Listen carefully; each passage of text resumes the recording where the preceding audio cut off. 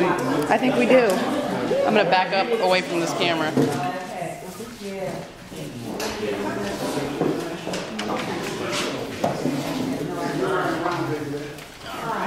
I know it looks like it's pointed at you. It's not. It's not pointed at you. I'm getting that a lot. I don't see D forever, and then I get her twice in the same league. Oh, yes, right.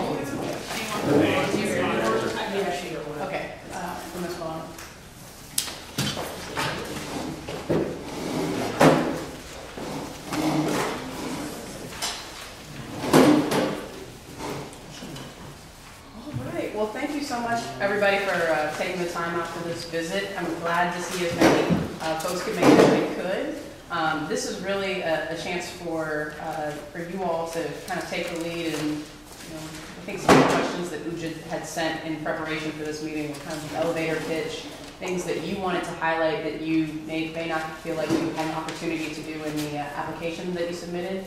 And we did receive the responses to the questions that we sent ahead of time, so we all have those as well. Thank you for doing that. But I want to turn it over to you so we can really focus on the things that you would like to highlight for us. So, would you like to begin?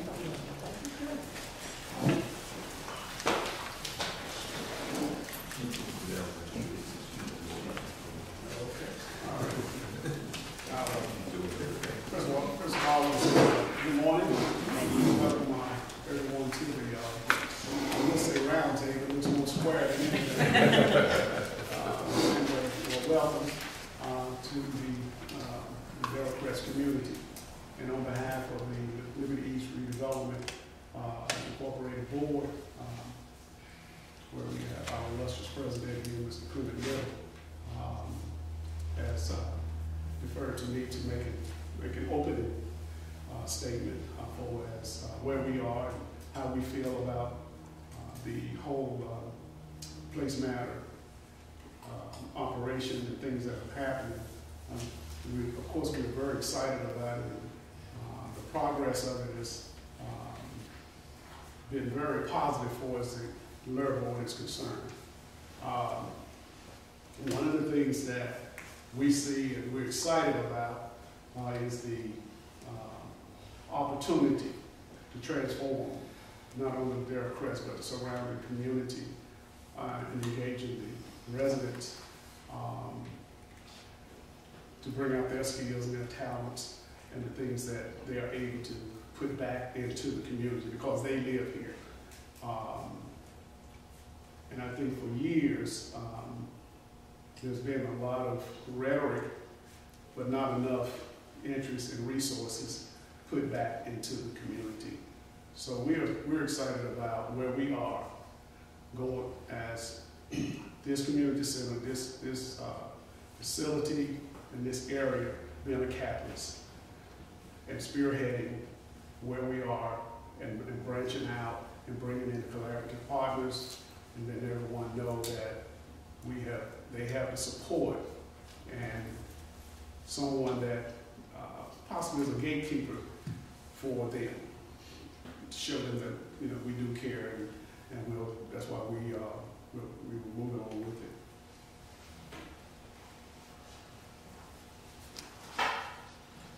Mike, thank you for that introduction, but could we maybe go around the table and introduce everyone? And I kind of everyone here, so I think maybe just so we all know each other. Is that okay? That'd be fine. Of course, I'm Mike Black. I have a dual role here at the Delcrest. I am the resident service specialist. That's the title they give me. I am also a member of Liberty East Redevelopment Incorporated, past president of Liberty East as well, but I do serve on the board here as well. Karen Pearson, I'm a licensed clinical social worker with Forsyth feeder schools that come into this facility. We have a wellness center actually. I provide individual therapy for students there.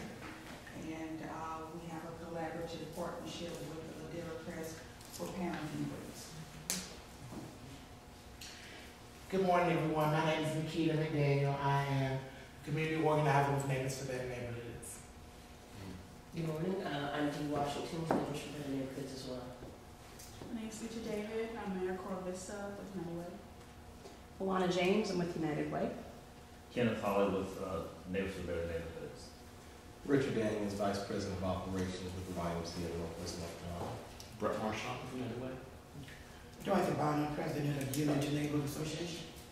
Smil McMahon, resident of Castle Heights, and I have a nonprofit group called Impact. And I'm Kelly Mitter. I'm with Habitat for Humanity, and I'm partner in this outreach. I'm Clement Little, President of Liberty East Redevelopment. I'm Tawana Roebuck. I'm the Director of ESR at Community Self-Reliance. I'm also a member of the board. Thank you. So it would be great if we could kind of recap this proposal and really talk about what you envision from kind of an entry point. The understanding would be that this would be the primary location for this programming, correct? Right. So if you are a resident of one of these 13 civic neighborhoods, you would be engaged in what way to really understand what this programming offers, and I guess what would be your first entry point?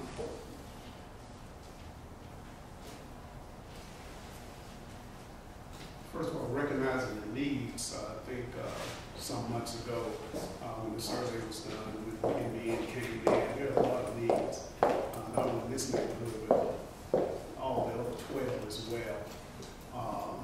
And that's based on whether it's the socioeconomic status, whether it's education, whether it's health.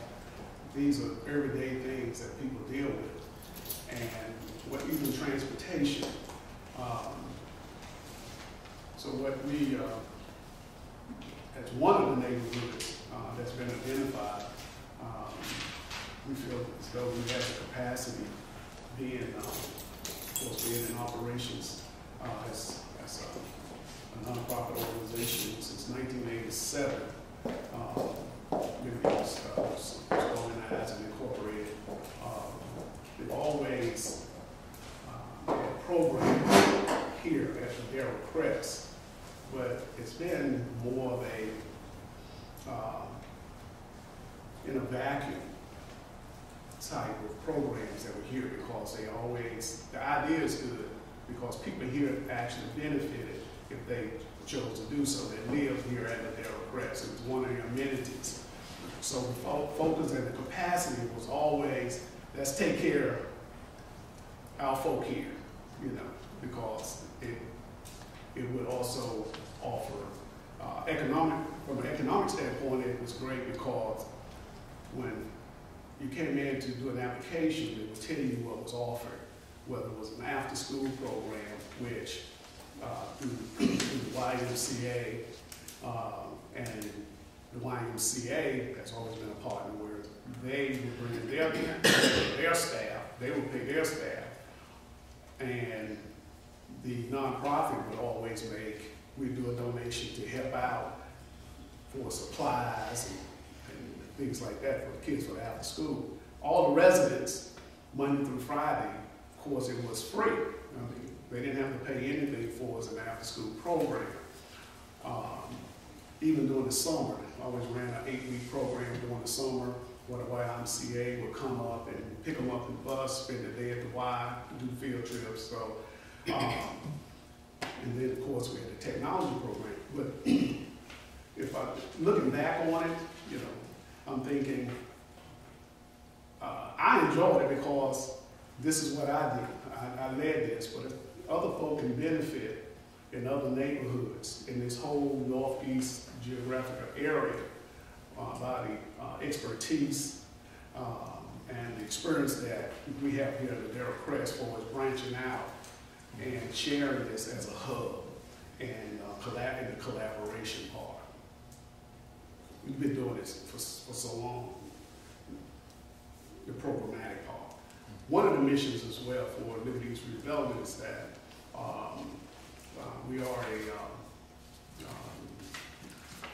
redevelopment program as well, because we are concerned with the area for as housing, taking care of neighborhoods, refurbishing houses, buying new land, this sort of thing, to make the whole neighborhood and the area more attractive. And that's one of the main things now. Even coming down 25th Street has been a constant point of interest, as well as all the way up 25th and Sony or whatever. Folk always say, well, Ladera Crest is real nice, but then they say, well, we have to come down 25th Street, or we have to go up. And so our mission is to try to, has always been to try to do land purchasing, to beautify the area where people can actually move into rather than out of the communities here. And the other thing is that, of course, the homes in the back of Sonia, Manchester, in that community, of course, those houses just need a lot of help. And we look at not having them, we look like demoing them and put new structure down. Of course, you know, when you do put new structure down, you change the tax base of the city. Also, when you do that, you bring in buyers instead of renters. And along with those buyers, different services that ESR can bring in, the different services that Ladera Crest currently have, will make a tremendous difference. Going back, you know, turn the clock back when this was just Fairchild, how this was and how this came to be from Vivian Burke Initiative and Naomi Jones and Ike and all the rest. This is a much safer community. The kids here have a lot of things to do, and things that's been offered to them, like Digital Connective, the Boy Scout. Just a lot of things that can improve their lifestyle, improve their education, and also just make it a better place to live and much safer. So those are the kind of things that we really, really want to push, because we know once we change the landscape of the housing, you're going to bring in a different mindset of people. And along with that mindset of people, we can provide the services that they need to continue to let them grow and develop. Thank you. I'll jump in at this point that the housing piece came in. So Habitat was asked to come in as a partner with LER, responding to the interest in the community, improving the housing stock, and LER's interest in improving the housing stock. What Habitat is really bringing to the project is our neighborhood revitalization model, which we've been very successful with in the Boston Thurman neighborhood, which is more than just building housing, which has been our traditional model over the years. So our intent is certainly to build new housing in the neighborhood, and as property is acquired, provide home ownership opportunities in partnership with ESR, home ownership opportunities for folks to come back into this neighborhood and bring home ownership in. But it's beyond that as well. You know, we're very much in the home repair business as well with our neighborhood revitalization program. So in addition to new home construction, you know, houses that are abandoned that can be rehabbed and turned into home ownership opportunities will be part of the program for us. That's part of what we do. But we spend a lot of time and are increasingly doing more and more home repairs for existing homeowners in the community. So you know, what we have learned over our 30 years is, you know, it's great to bring new homeowners into the community, but if everything around that is still in disrepair, you're not really making a big impact in the community that you serve. So our role now is to try and uplift the housing stock of the entire community. What we find doing that is a high percentage of the folks we're serving are seniors, so it becomes an aging in place type of program as well. Most of the folks who are applying for the home repair program are seniors that just can't maintain their homes anymore or don't have the resources to do so. And then, you know, the newest component to the Habitat program is our home maintenance training initiative, where we're also teaching folks how to repair things themselves and how to identify issues before, you know, a leaky toilet is a leaky toilet until it's a replacement of an entire floor system when that goes. So That's a really growing part of our program now, is the home repair training piece of it. And so that will be something we bring to this as well. And then in response really to the comments in the community about employing folks and training folks for job skills in the community, I think the unique piece of this for us, or the new piece of this for us, would be actually hiring folks in the community in kind of an apprentice role to learn the construction trades and perform a lot of the work, help perform a lot of the work in the community as we do that. So that's really the habitats piece of this. So. ESR's part deals particularly with community engagement, education, and employability.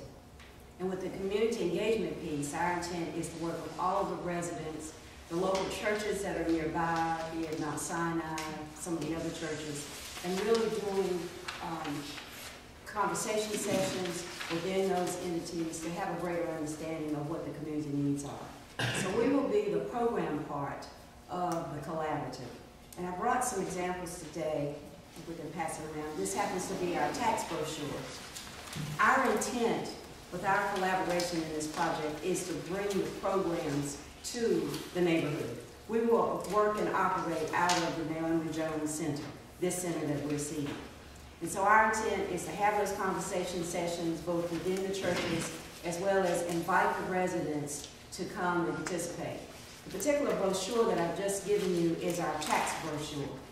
We currently have a tax program. As you look in the center part of that particular panel, you will see the various locations that we have a tax program now.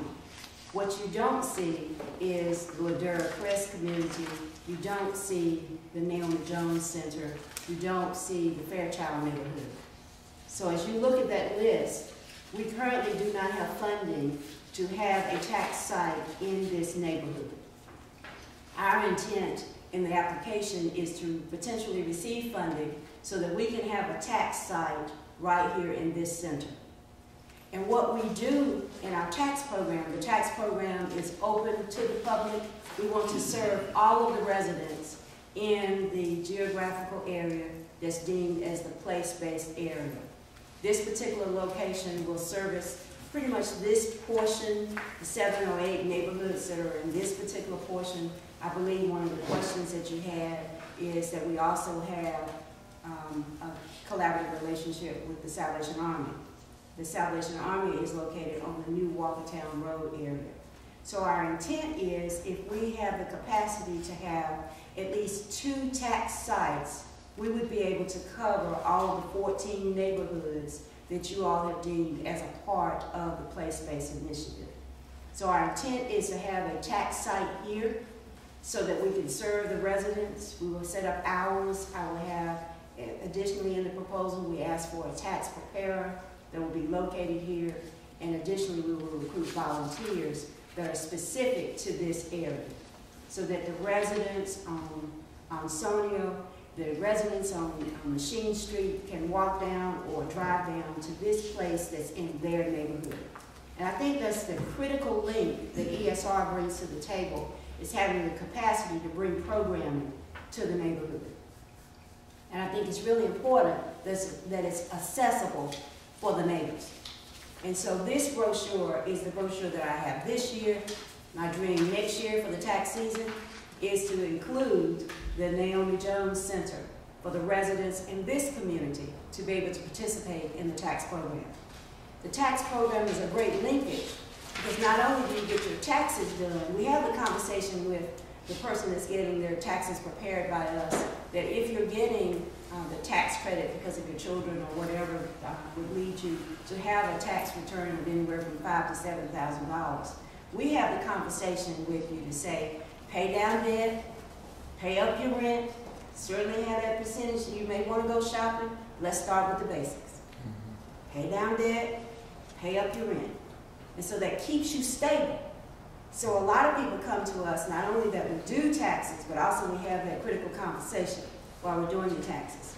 You know, are you aware of the food stamp programs? And we try to link you to those other resources while we're doing the taxes. Are you aware of child care services? So that's what we're going to bring to the neighborhood.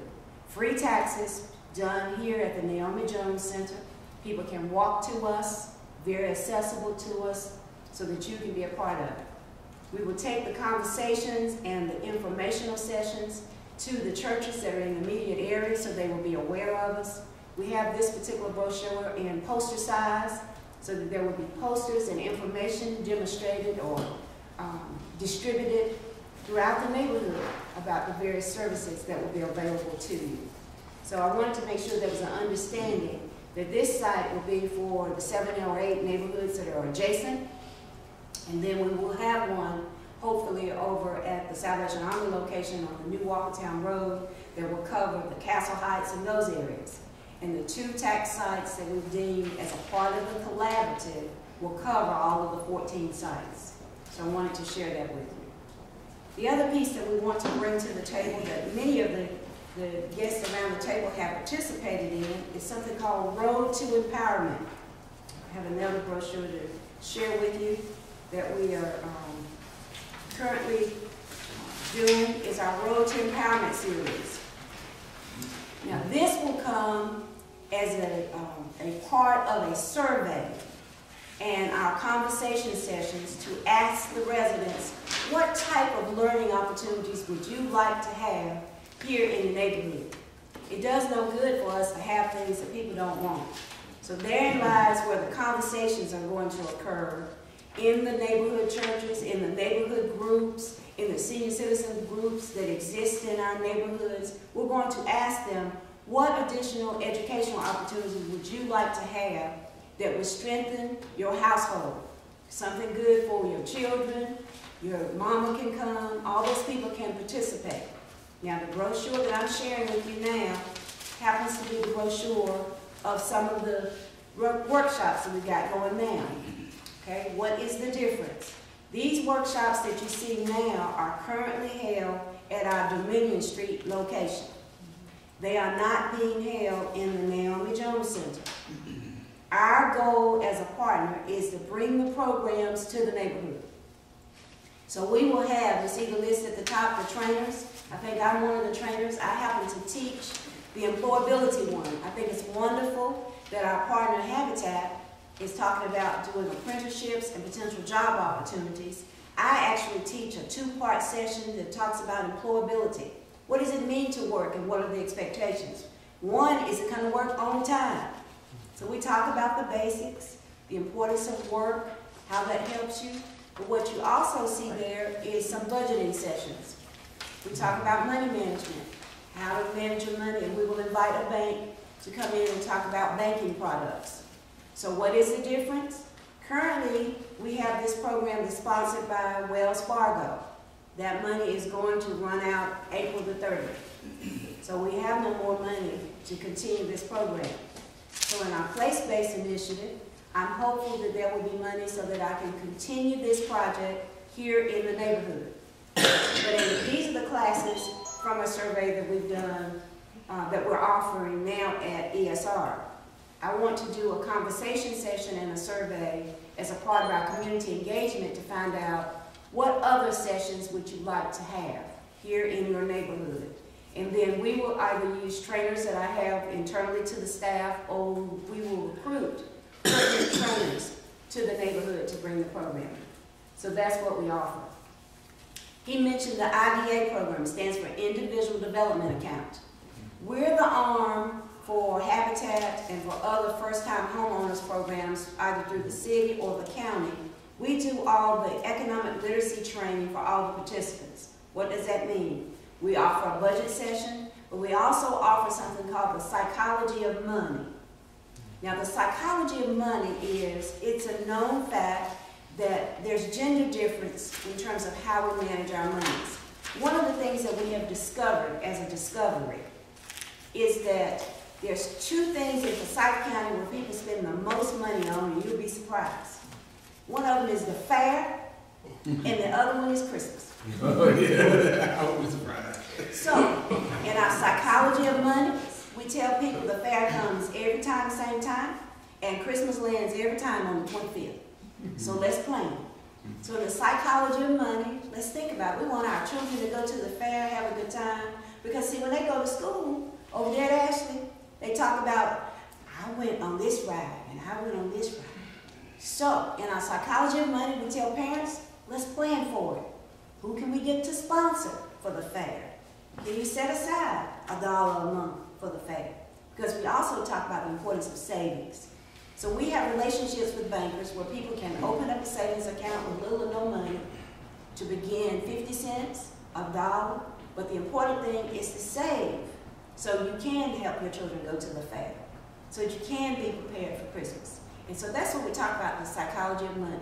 When you're mad at your boyfriend, don't go shopping, just let's do something different. Let's get something different to replace that. That's right. That's right. So that's what we talk about, is the psychology of money. We keep it real. Is that separate from the road to empowerment? That is separate from the road to empowerment. But if people in the neighborhood say that they want the session on psychology of money, we can have it as a part of the road to empowerment. Right now, it's a part of our IDA sessions. And the reason why we got it there is because we're teaching people, you're not going to be a renter, so when the hot water heater goes out, it's you. So we do the psychology of money in our IDA program. I think you raise a good point. We could add it to our road to empowerment because it's real. People wake up in that class, it's amazing. They have these aha moments. So it's great. So that's what we bring to the table, is the community engagement, having the conversations with the neighborhood to find out what you want. We're going to bring the neighborhoods right here. We're going to have the sessions right here in this room for people to come. So that's what we are offering as ESR. Can I ask a quick question? I remember from the application, you also talked about... Yes. We are aware of most of the landlords in the city. We specialize in housing. And so one of the divisions in the agency is housing services. And so we want to work with the local landlords that are in this area. One, if they're not good landlords, is in keeping up their housing and treating people right. We're the advocate to talk to the landlords and let's see how we can do something different. We also talk to the residents about their tenant rights. And that's information that comes right out of the Human Relations Commission. And so we're partnering with the Human Relations Commissions to talk about the renters' right. Also, Legal Aid has a session on renters' rights. So we probably will bring them to the table so that residents can be mindful and aware of what their renters' rights are, as well as we have great relationships. We're creating an advisory council made up of various landlords so that we can have conversations. We're getting ready to have at our location, which is something that we will bring to the table for this group as well, is we're having a landlord breakfast. And so we want to make sure that we've got ongoing conversations to encourage landlords and to hear. Landlords, one of the reasons why we added a renter session is because I pressed pretty hard on a renter one time, a landlord one time, about some things I wasn't pleased with. And he said, it's one of the people tearing up our house.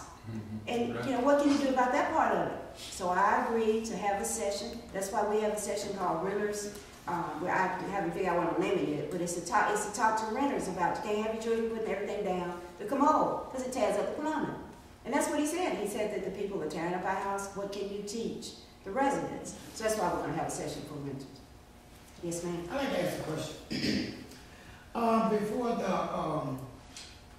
the consumers rent, are they presented with information up front on tenant landlord rights? So as they come in, they'll know in advance what their part is, what they're supposed to do, and what the landlord's responsibilities are. Are they being informed in advance? I'm not sure. That's why I want to have these sessions so that the people in the neighborhoods, when they'll know what their rights are. Now, I can't say what the landlords are doing in preparation for getting you to sign the lease. They should be giving you that information. The landlords should be giving you that information. But I have to admit, not all of them do that. And so what we want to bring to the table is to share with people what their rights are.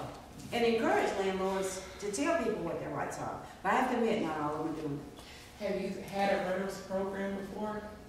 The renters education program, is that an ongoing class or is that something you want to start? The renters class is something I want to start. Okay. Okay. It's come as late as a request from some of the landlords. And I also recognize that it's in the, on the other side for you all to understand what your rights are. I once was a renter, so I want to know what my rights are.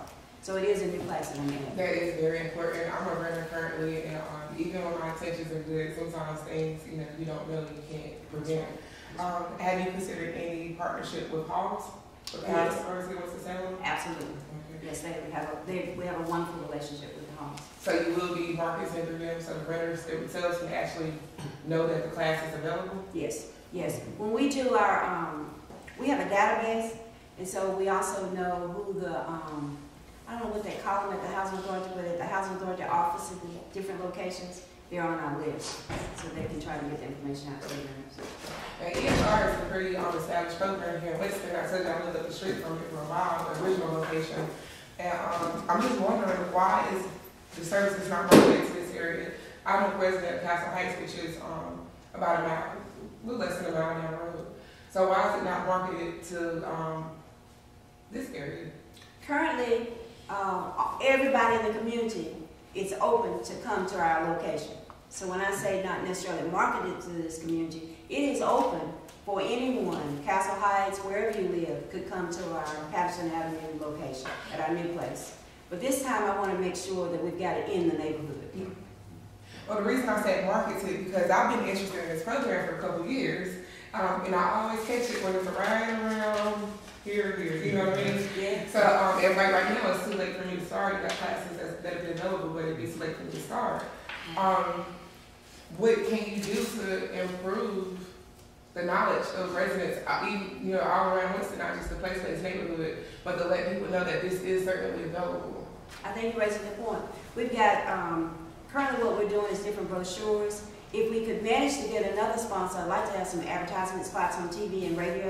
Okay. Currently, we don't have that money, but I think that would be a good way to get the information out about the workshops. Now, we work very closely with Neighbors for Better Neighbors, who help us get the information out to the various neighborhoods, and that's been really helpful as well. Yeah, okay. And I just want to also add, another good way to get the information out is Facebook, because everybody's on Facebook. That's right. That's right. Everybody. And that's how I get most of the information out about my organization, Yes. about our organization. And I've been getting tremendous response. Good. And I was just sitting up one night and I think, oh, wait a minute. I'm getting up in age and I can't be doing all this walking in between the passing information and I sitting in my computer and I said, okay, Facebook. That's right. So I spend many hours getting the information out on my page. That's a great idea. Facebook. She's working at Facebook. That's great. That's a good idea. We need to do that too. We've got ESR has a Facebook page. Because everybody responds. That's right. That raises actually a question for me, and this may be a Neighbors for Better Neighborhoods question. How many of the 13 neighborhoods have a neighborhood Facebook presence as a neighborhood, Castle Heights has a neighborhood group, but it's made up of past and present residents. Mostly past. They want to get together and have cookouts. Yeah, they want to get together and have cookouts. Not as effective. But not as many groups as we would like to. But we do a lot of communicating with neighborhood groups on Facebook. Yeah. We do a lot of group chats. And we're starting to ask if people actually have Facebook, so we do paperwork with them. Because one thing, their telephone number changes, they still are always on Facebook. So that's a big challenge. It is a great communication. Even with the asset mapping, I mean, by the time we get the asset map completed, virtually a large percentage of people's telephone numbers have changed. Some of them still stay in the same place, some of them will have moved, but their telephone numbers they change quickly. So Facebook, always there. That would be a cool thing if there were either for each of the 13 neighborhoods or one overarching, I mean there probably is for Place Matters, but an overarching one that you're getting everybody on it, which is the challenge. Well, you got different things, like Nikita do something that's really cool. She started a group conversation. And so when it's in your inbox, it's kind of, some people can lose things in their inbox, some people can actually just see it when it pops up. So group conversations are always good and it's something that should be encouraged. Is that via text or is that via Facebook? Well, Facebook, you know how we have the group chats. Yeah, right. So we'll make a chat, we'll make a name for the chat, we'll put the residents that are in the neighborhood in that chat, and it's like real-time communication for us, even with events, getting people to go to events. Like that's one of the most effective ways to promote to residents is on Facebook, but not just the regular traditional Facebook, make a event, put it out there. You gotta really talk to residents, like in the inbox setting. But the group is just the same, because most people will interact in the group. The group chat, the inbox chat really helped me to kind of put it like if you post an update, it's right there in my inbox. So it really does, from personal experience, help me keep it in my face. You know, that's good. I've made a note. That's good. Thank you. Sorry, I didn't take us off track. That's right. Thank you. Can I just throw this out? I always want to get back to the Derrick Crest and the neighborhood that's been identified or whatever. One of the things that concerns me, and is right here, and I'm sure in other neighborhoods as well, Derrick Crest has about 50 plus young children. So many families. I think we did a survey on all the children that attend here. That goes to Ashley. And one of the things I wanted to do was to involve the community and the school. Okay? Community and schools. There used to be a program, I don't know if it was a national program, called Communities in School. I don't know how effective they are or where they are now, but I wanted to start that here as one of my new initiatives, and with Ms. Pearson, who I brought in, and for the past few months, we have been getting that off the ground. It's been challenging, but it's definitely needed because the area that she's concentrating on, and I'll let her elaborate on, is that the apathy among parents and their children. They sit in the school, but they don't get involved with their children, educational-wise, emotionally, physically, or whatever. And it's hard getting them out to PTA meetings and the homework part. But the children are investments. They are investments, and some of the parents and the things that are happening is kind of disturbing, but it happens. I see it here because Ashley is a finger school with 50 plus children right here. And we wanted to start here at Ladera with this particular initiative and take it to every school within the 13 neighborhoods that's involved. Because what she's going to present is a real issue. It's a real issue. Basically, like I said, I do therapy at Ashley Wellness Center that's run by School Health Alliance. And I initially was looking at working with students who had diagnosis of ADHD, which does cause a lot of problems for the child in the classroom, which impacts their academics. The parenting group that I'm talking about, I would have done the 7 weeks of interventions for parents who have children who have been diagnosed with ADHD, some interventions they can use at home. The teachers would also be involved, where it was a collaborative kind of thing, because the interventions at home and school need to match somewhere so that it's making sense to the child. It's not one story at home and one story at school. And then the second part of it was I had partnered with Strengthening Families. I think everybody's probably heard of that parenting program with Family Services is one of the persons that facilitate that. And that is a wonderful, wonderful parenting program because they have a group for the children and they have a group for the parents, and then they bring them both together. And then they also have a dinner. So, that family dinner time, and they do that, and how parents and children can talk around the table and talk about what they each learned in their groups.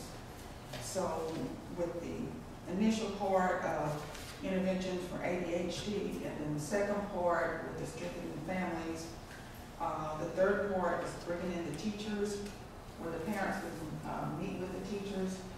A lot of time parents they don't feel comfortable coming into school. Maybe they may have not done well in school, and they're not quite sure what to do for their child. And then they think the teacher's not going to listen to them. But to humanize the teachers, that, they have kids in school and, they have the same parental concerns they did. I even had a couple of teachers that were willing to talk about their child being diagnosed with ADHD, just to show parents, a parent is a parent, and we all care about our children, we all care about educating our children. So that was the initiative. And so I initially started it at Ashley Elementary, and then talking with Mr. Black, we felt it was good to bring it to the community, to bring it here at the center. And like Mr. Black mentioned, there is about 40 some to 50 parents that have children who attend Ashley and live here. So it was just like a perfect kind of match to meet parents where they are, you know, to bring, to have school. Yeah. And one of the things, I was looking at the brochure, a lot of parents, you know, if there's nothing in it for them, they don't think their children is enough to even get involved. So one piece is that hopefully the resources for it's just the little amenities, you know, like transportation, breakfast or whatever, especially when we branch out to other schools as well to look at definitely need the resources to draw them in as to coming here to the LER. Because even here, we do get a few to come out, but it's the attitude, the apathy, or whatever, you know, that they don't think it's important or whatever. It's always. I do have a question. Are you the only one working this program right now? I know that you started the program. Yes. And you just but are you the only psychiatrist on the team? Are you the only staff member? Is it you and Mr. Black or?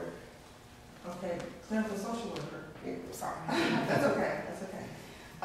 Yeah, I wrote the grant and started the program because I was doing the therapy and saw the need for more than just me doing individual with the child. The child has a family and it needs to be a bigger piece. And so that's how I was trying to add the family to it.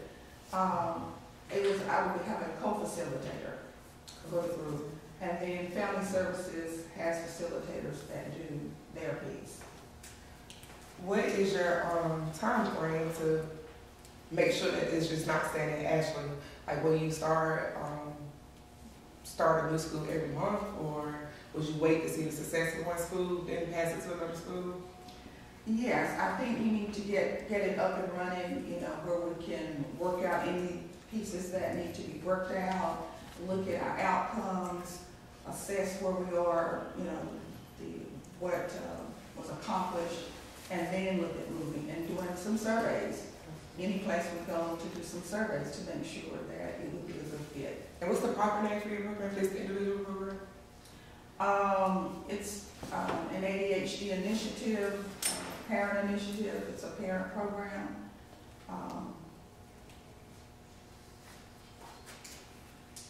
And that would be included with the LER program here on Deer Crest. You know, this application. I think Nikita had a question for you.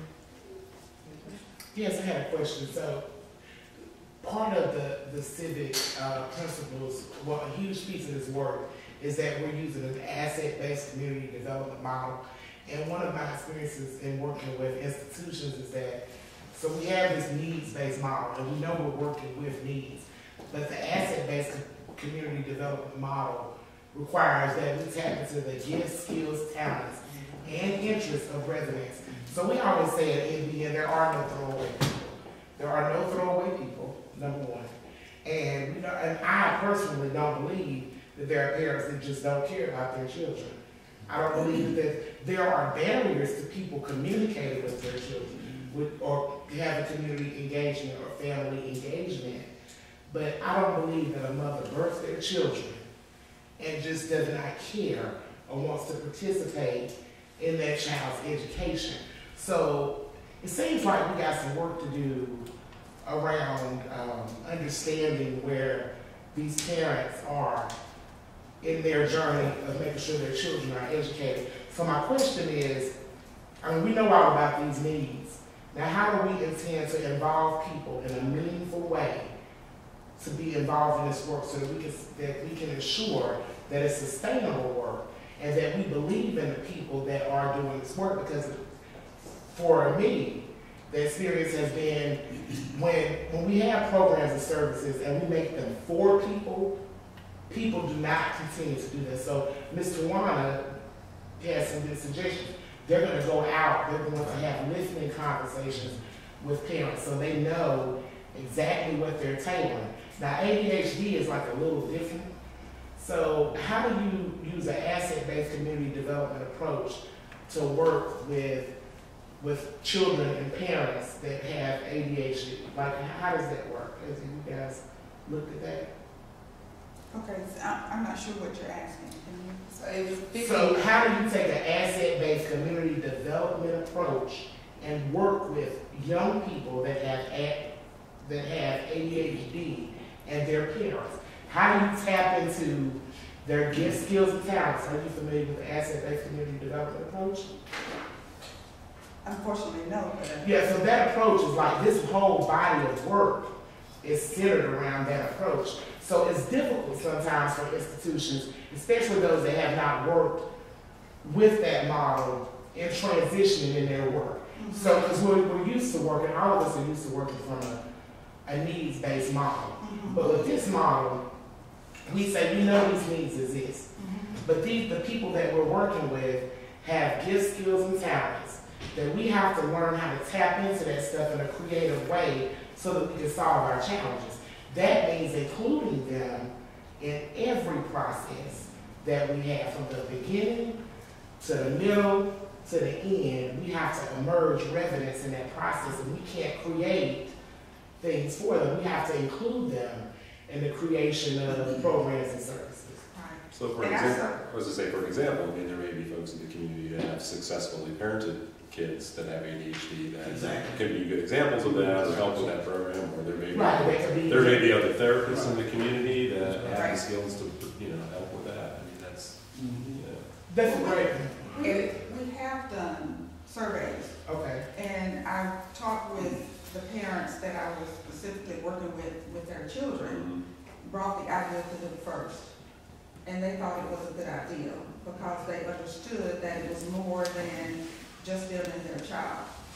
Also talk with the teachers and see that they would be willing to be a part of it. And like I said, I talked to a teacher who said, sure, I will come and talk about my child having ADHD. That it's not just certain people whose child is, have these type of issues. It's everybody from any walk of life. So I did try to find a way to bridge that piece with adding the teachers and also having the parent and the child there, because it wasn't just, I didn't want the parent to feel like you did it, you're the reason, you bring the child and the parent so that it is a family kind of thing, and then you have the community with the bureaucrats, and then you have the teachers with the school. So in that way, everybody was invited and being a part of it. So I've sent out several surveys about what they want to do different, how do you like to see it. We mailed them out, I talked to them, I got them at open house, and went around with a clipboard and talked and got names and called them. I had somebody, an assistant, who helped call parents. So I tried to do that. Right. And well, that piece is going to have to continue. I guess that's what my point is that I'm trying to figure out or envision this program with working with children and their parents, because ADHD is a sensitive topic. And parents, some parents are in denial, even if they go and they go children. Yeah, because sometimes we just say. And you have HIPAA requirements that prevent you from talking about it. Yeah, so it's a real kind of like tough space. So I just didn't know. I don't know the answer because I've never done it, but I just. But it's a real issue. I mean, it's a real issue. And one of your statements, you did say it's a little different. Now, what's a little different? What did I say? You made a statement saying that ADHD. No, it's a little different from what? I don't know. That's what you said. No, but I'm saying you said so. It's a little different. This program is a little different. I guess you say the program. That's how I took it. I didn't hear that. Yeah. Right. Well, that's all I was saying. But what do you say about it? And what I just said. What is it not a little different? No, I'm not saying no. I'm not saying that. the way I'm going is that you say that it was different, and it is different, and we don't have all the answers because it is a sensitive issue, but it's a real issue. Is the only way I was going, because we have so many families that's affected as a feeder school that go there, whether the parents they ignore it or not. I agree with you. Parents probably do love their children or whatever, but we're trying to look at, I guess, the big picture as to the ones that may need help, and trying to approach it where we can actually get everyone involved through the asset thing that you're talking about as well. But we don't have all the answers with it. This is what we just started this, and we want to continue it because it is a real issue, and it does happen, and we got so many parents and children right here in the Delaware. I can't speak for other neighborhoods, but we did the survey, and it's over 40 to 50 children that go to Ashley. Well, you can't assume that all 40 or 50 of those children actually are diagnosed with ADHD. No, I'm just saying that's how they would go there. Because they're a feeder school. All of them probably have different needs, but not all of them like ADHD. I'm not saying that. That's not what I'm saying. Because they have different needs. I do have a question for Ms. Pearson. Do you think it's possible to recruit parents from the actual neighborhood? Because I heard what Nikita was saying, and when she's basically asking, this grant is for the place-based neighborhoods. I understand you guys want to start here and with your request, but to keep the neighborhood involved and keep the community assets going and letting them have they shine, is it possible to recruit parents that you know for a fact that lives in this neighborhood that has children with ADHD and start maybe a small organization with them? So when you branch out to like my neighborhood, I may not be able to identify with you being a clinical social worker from Ashley because my kids don't go there. But if you was to send parents that are already in the program to come speak to people like me and speak to new areas, so we can keep this a community-based program, because I'm wondering, out of 40 or 50 kids that goes to Ashley Elementary, how many actually have a problem with ADHD? It may be a lot of unenrolled students out of this neighborhood. You may only have 2 out of 40 or 50. So you would have to necessarily branch out to keep the program going, so you won't have to just be servicing 2 kids. So is it possible that you can get like a peer partnership or a peer mentoring program going on to engage the parents? Because as a parent myself, sometimes, when it's programs just for our children, I admire that you recognize that sometimes the parents are not motivated to participate because we don't have anything to do. It's basically, you guys calling us and telling us what's going on, or we meet and we're told what's going on with our children. We don't have an active role. So is it possible to engage the parents from these 13 place-based neighborhoods, maybe not even necessarily with your request, because you don't know how many children that needs that program in this neighborhood. Just because it's the neighborhood that it is, you can't assume that it's a bunch of ADHD kids running around here, you know what I mean? So is it possible to form a peer committee of parents that can speak to other parents? And that will give you the right to say that it's a place-based neighborhood program instead of just a Ladera request program. Do you understand what I'm saying? I think that's a good idea. We have thought about the issues.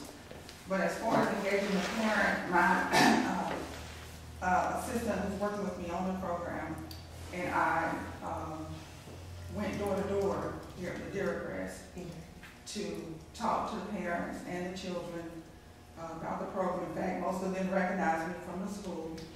And about coming, I wanted to show again that I'm coming where you are, and I'm not just up here, but I'm knocking on doors. So we went, and I think it was about 40, 50 degrees that day, but we went there and we knocked on doors and talked to parents one-on-one. Now, can you imagine with 13 neighborhoods, you may not be available to knock those doors yourself, right. So you would have to train parents to go speak to other parents? Yeah, but what I'm saying is we're not even that far anywhere near that. But that's a good idea.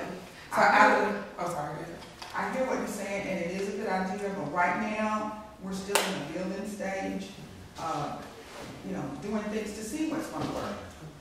Out of those 9 parents, how many are actually from this area? be or from the place-based neighborhoods themselves? Just from this one. Just from what you're referring to? Okay. Ms. Bonner, you had a question? Yes, I'm gonna make this brief.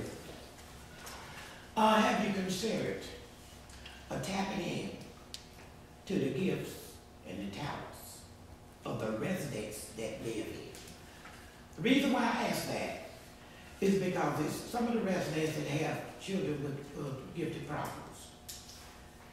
They have been working with their children along with the doctors and everything, and they have been very successful in keeping the child under control. Those parents should have the opportunity to share their procedures with other parents. You have, what you're doing now, you have so much gifts and talents in this neighborhood that's being unnoticed. I hear residents talk all the time, not only from the Little Crest, but the area where I live at, the 24th Street, Manchester, Caledonia. Everybody talking about the same thing. But the majority of the time, the residents is not given the opportunity for their voices to be heard, to make a difference in their own community. Now, it's a lot of people, it's good that agencies come into the community, want to assist the community. But like we all say, it takes a village to raise a child. And once again, you'll be surprised how much talent that's being unrecognized right here. I've seen it. I've been living in this area for almost 40 years, and I know this community is a gold mine. The resources is right here. And if you consider working with the residents, you could create jobs for these residents so they could get off government assistance. These residents got so much talent balling up on the inside of them, it's weighing them down because they are not given the opportunity to exercise the gifts that God has given them.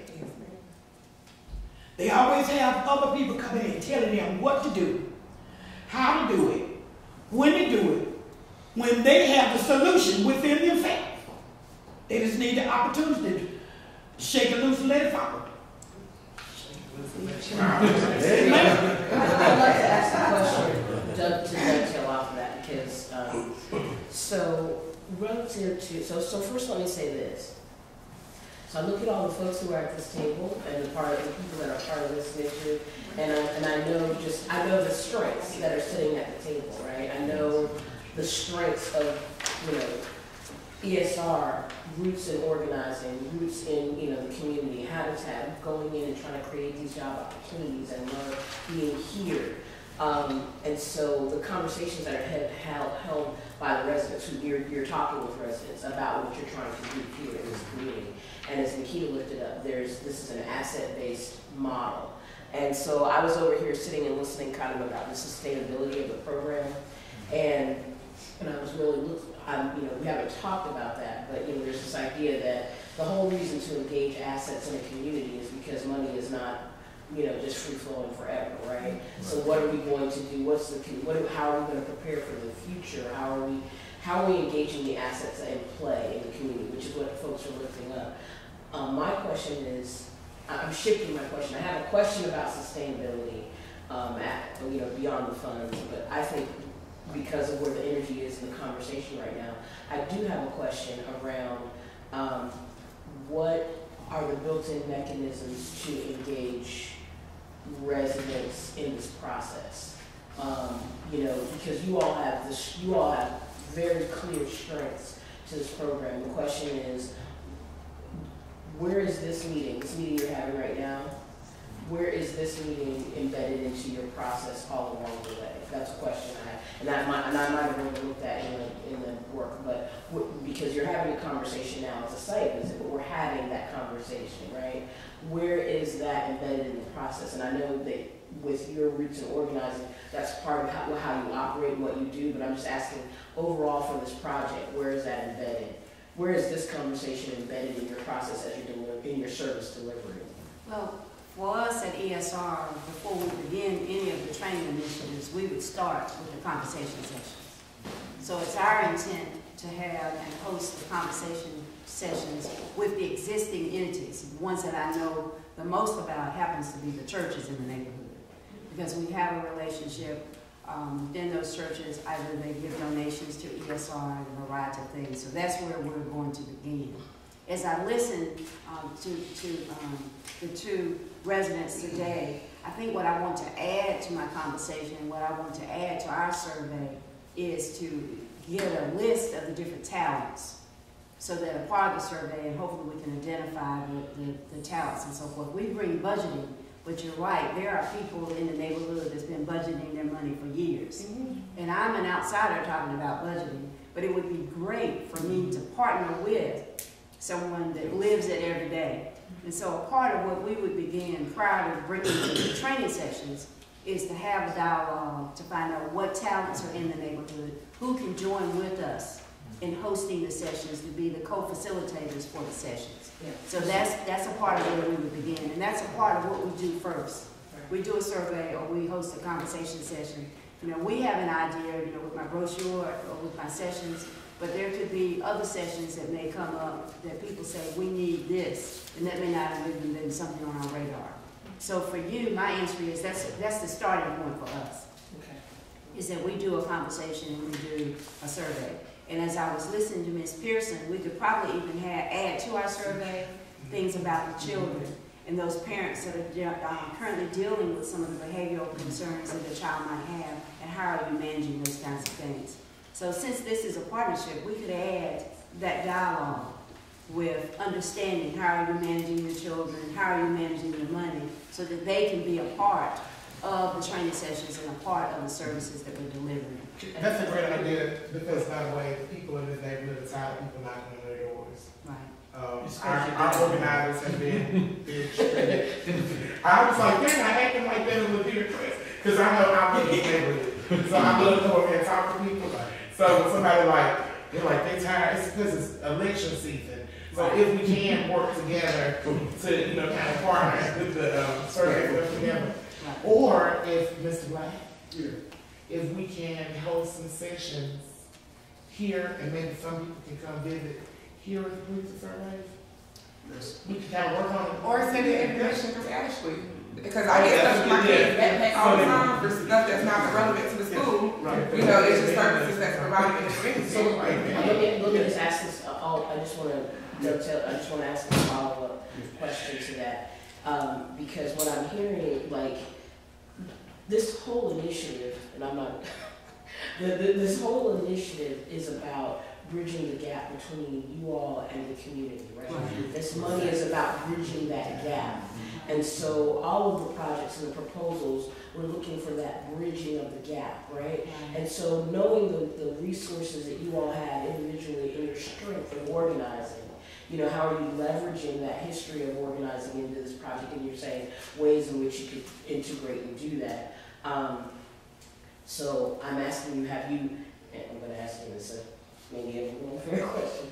Have you assessed your own strengths in that? I mean, I can tell that you assess your strengths individually, collectively in that way. But have you decided who's going to lead what portion? I mean, you just integrated and said, oh, we could do this. Right. Have you guys sat down and thought about ways of better integration to capitalize on the strengths of your organizing history, your relationship with the community, how have you integrated your strengths? Let me throw a couple things out here. And that's the better. No, it's not a bad question. I think it's a very legitimate question. It's a very legitimate question, and I think that question is bigger than the LER proposal at this table. There are multiple proposals for the Place Matters. Everybody responded to the application's request and question about how are you engaging residents. And if everybody goes at it individually, you think you're sick of people knocking on your door. I look at this from several perspectives. One is that community engagement has to be one community engagement responding to what the community is interested in for everybody who's responding to the United Way application process, or just to be partners in this community. So that's not us as a, that's not LER, No. that's not Habitat, it's collective to the community. And this is a freaking big geographic area. It's 13 neighborhoods with neighborhood leadership in those different neighborhoods and all that kind of stuff. I throw something back at y'all. I mean, you know, United Way has been organizing in this community with your assistance and working with the residents. You know, this is a little different purely from a Habitat standpoint. Habitat was the catalyst in Boston Thurman.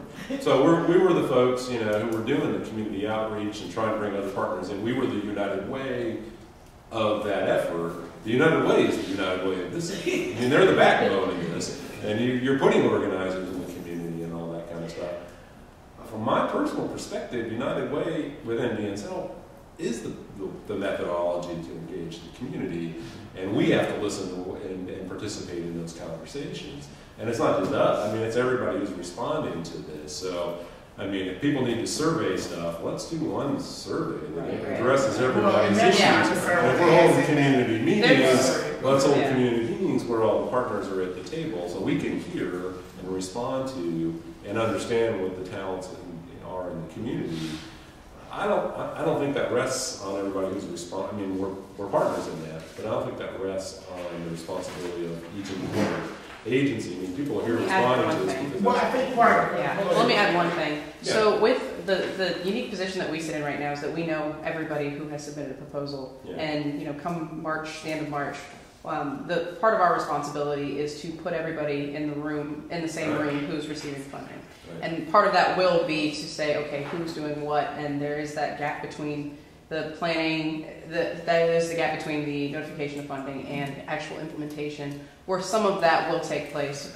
You know, we do expect that the collaborations themselves will continue to fine-tune those relationships. I think the question really was around, you know, so what's the entry point where if someone comes to you through, you know, I'm interested in learning how to do maintenance and rehab, and then there's the, okay, I'm interested in going through the renter readiness program where I'm a landlord who's looking to house ready tenants or good tenants, and then so what are those entry points? So part of that does rest on the United Way, and you know, I think we are planning that continuously. But I do think that the question about, you know, what are those additional entry points that will make sure that the client process is you know.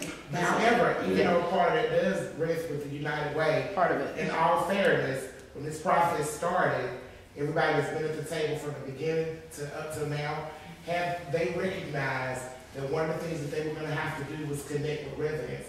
So we have proposals from groups that had been engaging residents. Like they recognized that we were doing asset mapping, but they engaged residents on the front end because that helped to tailor their proposal. So it's like there's a little bit, the asset mapping piece is going to tell you about the gifts, skills, and talents of the people that live there, but some of that may look like broken language to people that don't understand what asset mapping is, but they're not, like you just came up with a really creative idea that you shared with using that information about using residents in the community that may have had children that had ADHD as kind of peers to work with people that are working with their kids and having difficulties. Like it's a mix and match kind of thing, and I don't think initially, Kelly, you're a superstar with asset-based community, right? So you get it, but you're like way ahead of the curve. Well, but I want to go back to this question because I'm having. So yes, the United Way is the United Way of this effort, right? And they've created some opportunities for people and organizations to engage. Not all of them have been, you know, taken advantage of necessarily. And then there are other groups who are kind of doing their own thing. And I have a real penchant about unleashing 32 partner agencies on the community and saying, go organize, right? So we're trying to create these opportunities that we need for institutions to be at the table. We need folks to be at the table to connect. But that wasn't really my question. My question was about my question was actually about the capitalization in the internal asset map, if you will, not the external. We recognize you trying to connect with residents, and you guys are open. I can see the openness to creating that in your process, because that's part of the strengths of who you are as individual agency. And so if have you all amongst yourselves asset mapped, you know, your internal strengths about who's going to lead what part of the initiative, because I see such a strength in the ESR relative to the organizing and the inclusion component.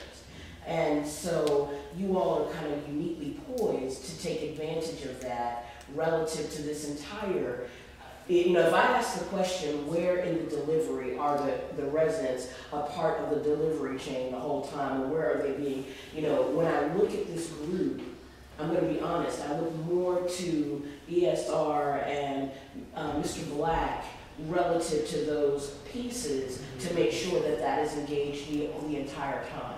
So we're not doing top down. So I'm not really looking at, I understand, you know, the challenge in accessing the community, right? Knowing that we have to access, whether it's United Way or NBN or ESR, whoever's doing that, however we come to that collective piece, there still has to be an integrated system, you know, throughout, and who amongst you, or how are you using, who amongst you is coordinating that, and how are you taking advantage of the assets that you have internally that you bring to this project? Have you all asset mapped yourselves? I mean, I know when we come together as institutions, we go, well, this is what we do, this is what we do, and we can all do it together, Right. but who's going to lead what point, you know, of entry? Well, when we put, Yeah. We haven't strategically at this point. Okay. Okay. That's fair. We haven't strategically at this point to say who's going to lead this, whatever. It's definitely needed because you got to have some leadership as to what's going on. Because if you come to whoever, like who's doing what and who made this decision or whatever, you'll go to a whole group of folk or whatever.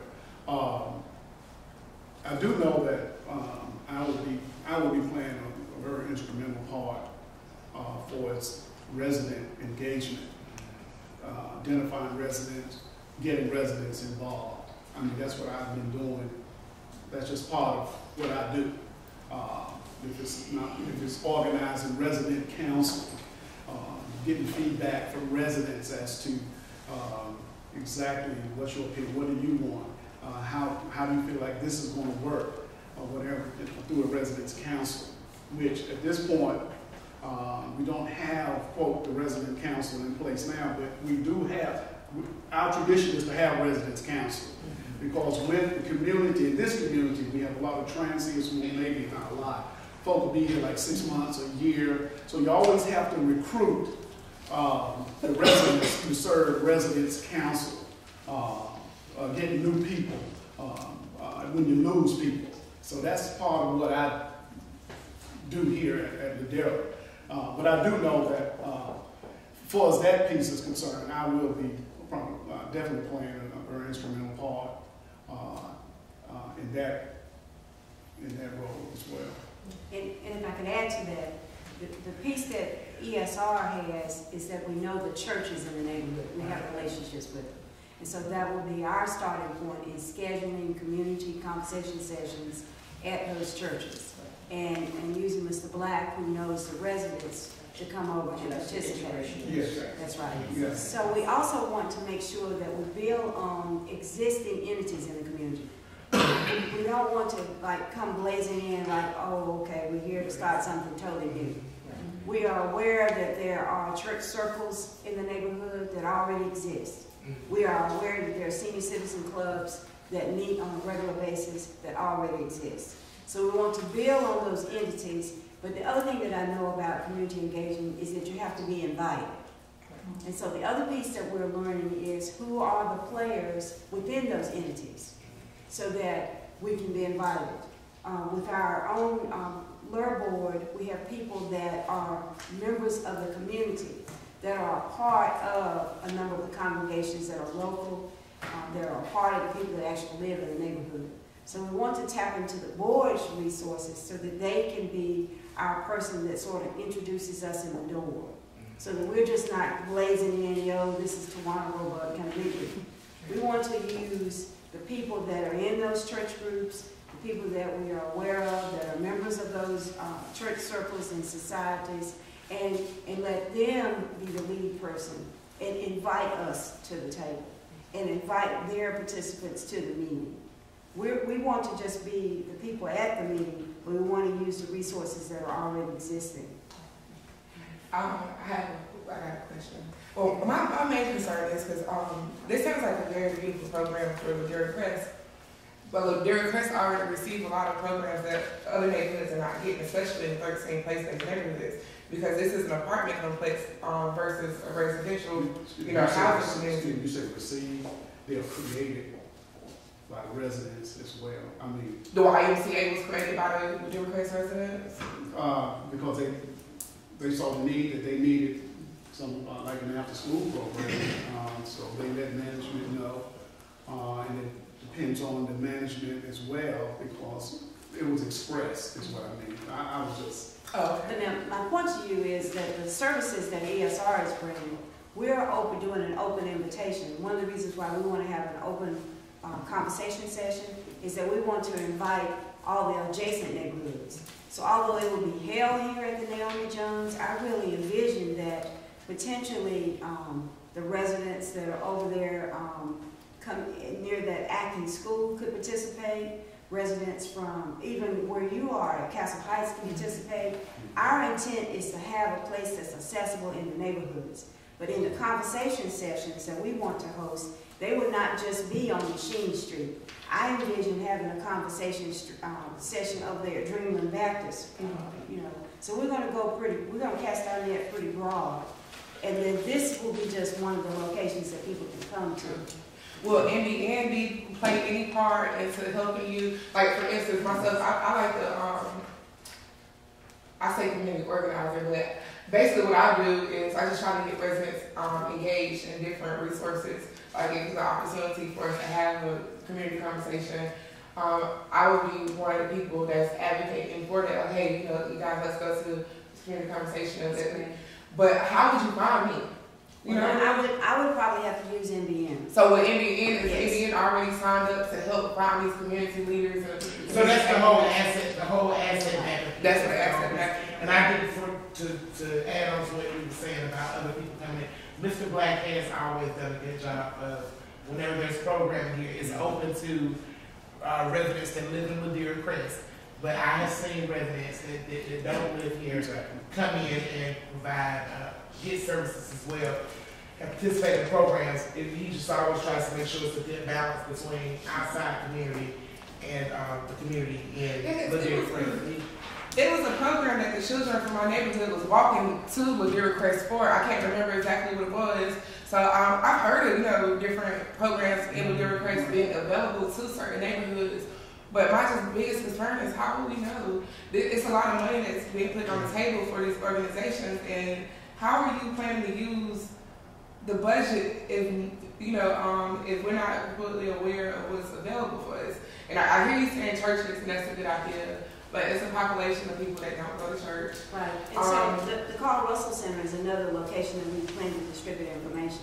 But now I want to work off of the strength of NBM in that they know the neighborhood contacts, they know who the resident councils are, and certainly we hope that we can tap into the mailing list or the communications that you have so that we can reach people like yourself. Because I know that you're involved with Nikita and those. So I'm hoping through the resources that you have, the database that you have, that we can include that as a part of our communication mechanism. I gave the example of the churches because that's sort of where we start. But we also have done conversation sessions at the Carl Russell Center. But my expectation is to be able to use all of the resources that both United Way has and NBN to make sure to help us contact as many groups as we can. And the great thing is, we might miss somebody.